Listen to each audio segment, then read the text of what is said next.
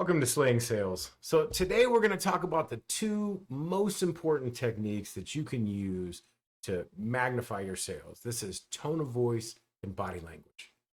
But why do you need tone of voice and body language? Well, a lot of you are the type of person that was called the naturally gifted salesperson early in life, and you've survived your whole sales career never ever hitting top performer status. And why is that? Well, you probably have some behavioral science attributes that have been carrying you along the way.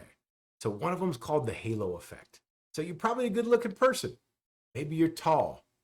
Maybe you're extremely likable, right? Likability is a huge one. You can build rapport well, and people just want to buy from you.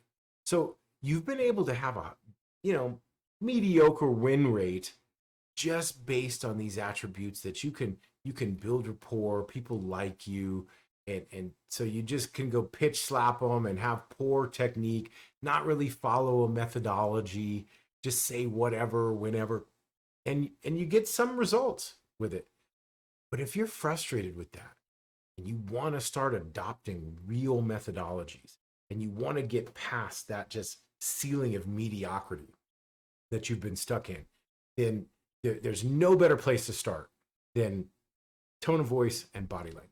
And anytime we're talking about tone of voice and body language, we're going to talk about the psychologist Albert Mehrabian, who came up with what's called the 738-55 rule. Now, this says that there's three elements to any communication. One is the content or the words. The next is the tone of voice that you say those in. And then the third is the body language that comes behind the tone of voice. And how do you look?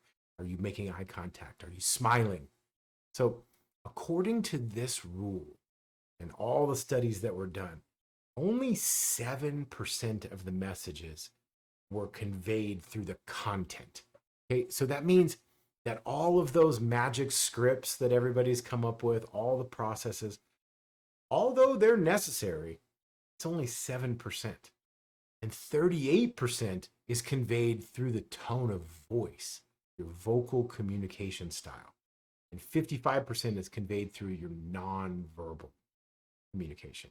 So the words, the 7%, these are the literal content of what's being said. This includes specific phrases, vocabulary, language used.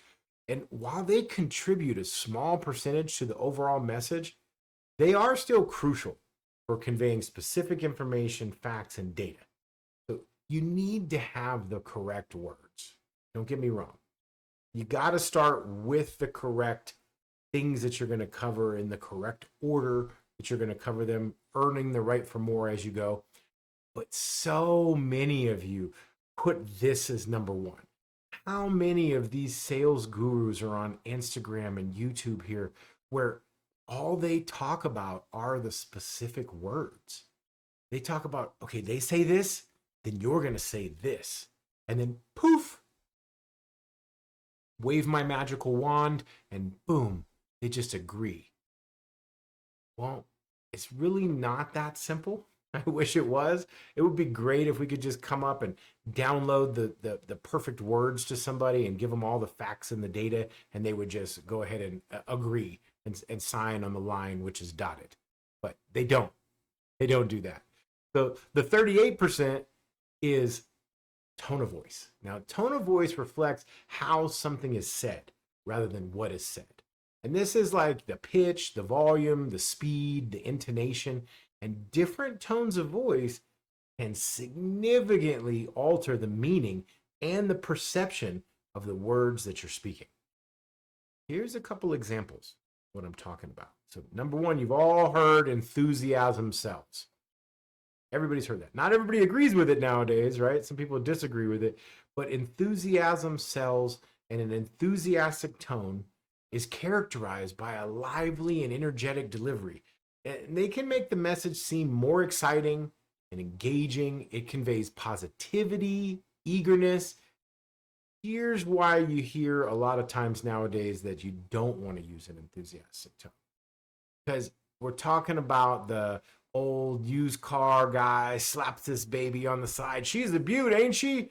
Or the carnival barker pitch slap style, like step right up, everybody's a winner, sir, with the young lady right there, come on up and try your luck, right?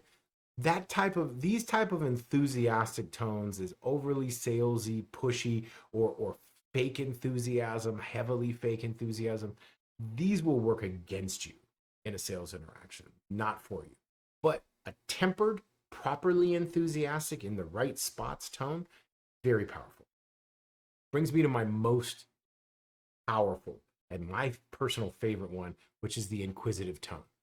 This often involves a little bit of a higher pitch and a questioning inflection. It conveys curiosity and desire for more information. It also encourages open communication and invites them to respond to you. This is how you get more information. And here in any type of sales interaction or negotiation, the more information that you can get, the better you are. And then the 55% is your body language. And the body language is like facial expressions, gestures, posture, eye contact, and other physical cues. These nonverbal signals, they reinforce or contradict the spoken message. Now, let's talk about some of these body language cues. Eye contact. Sustained eye contact can indicate confidence, interest, and sincerity. It helps establish a connection and shows that you're engaged in the conversation. Avoiding eye contact, on the other hand, can suggest disinterest, discomfort, that you're hiding something. So here's a pro tip on eye contact. Determine the person you're speaking with eye color. This is a way to force eye contact. So by the time you look at somebody and I go, okay, yeah, they have blue eyes, I have now effectively made eye contact. So next one's smiling. A smile conveys friendliness, approachability, warmth even. It can make interactions more present and encourage positive responses from other people. It's very difficult. It's almost impossible to sound flat or to be unhappy while smiling, even if the smile's fake or disingenuous. Next one is mirroring.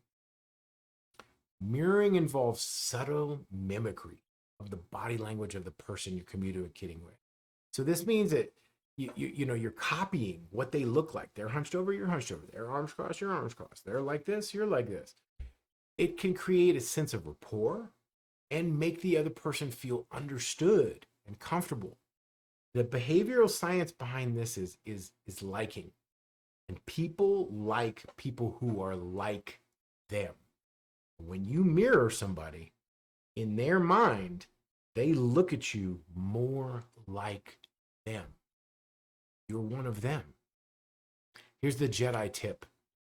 Mirroring can also refer to a verbal technique.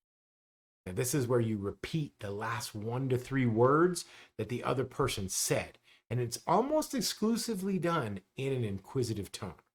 It also encourages them to respond more and give you more information.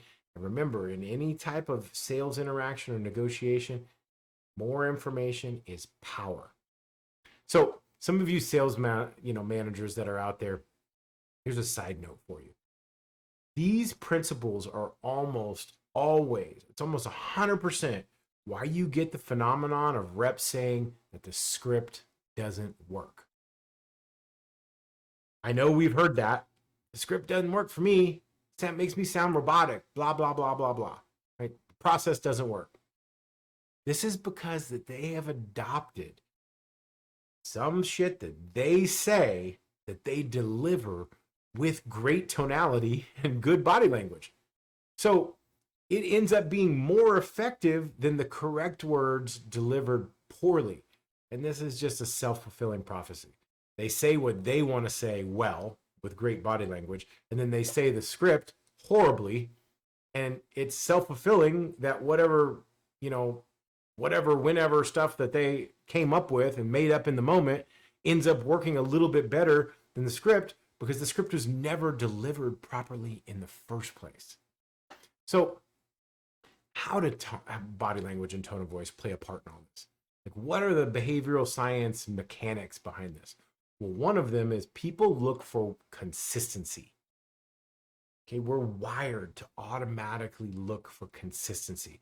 So for effective communication, it's important, it's an integral part, that the tone of voice and body language are consistent with the words being spoken. Inconsistencies in any of these three areas, they create confusion where they just don't even understand what you're saying because you're saying one thing but tone is different, or they create mistrust where they don't trust you at all because they see the inconsistency. Next is emphasis. Tone of voice and body language can be used to emphasize certain points, making that message more impactful. For example, using a strong tone and firm gestures can highlight ideas. What about conveying emotion? These nonverbal elements are crucial for conveying emotions and attitudes that words alone just don't fully cover. You can't fully express everything just with words. These, you can express empathy, excitement, concern, or curiosity with body language and tone. Clarification, right? Understanding, like we talked about earlier. In situations where the words are ambiguous or they're open to interpretation, tone of voice and body language provide the additional context that clarify the intended meaning. This is where we get over all of their erroneous preconceived notions, their cognitive biases, where we can really convey what we mean when we say these words, not how they internalize it. So practical examples of this, like say an enthusiastic tone with body language. When you deliver good news, an enthusiastic tone combined with a smile and open gestures, what did that cause?